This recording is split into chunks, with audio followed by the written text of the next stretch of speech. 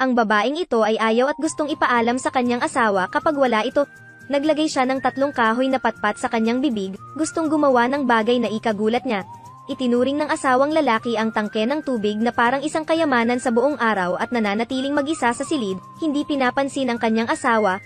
Kahit na ang pagpapakita ng bagay na ito ay lubos na mapagkakatiwalaan sa kanya, dumaan siya sa takip ng bar aisles ng 2 tubo ng tubig, saka kumuha ng martilyo at tinapik ito.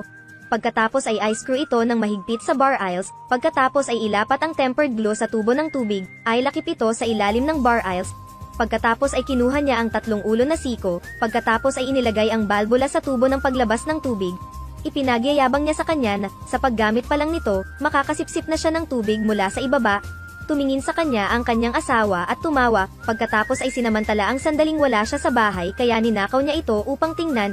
Sinulyapan lang niya ang lalim ng balon, pagkatapos ay naglagay ng 3 kahoy na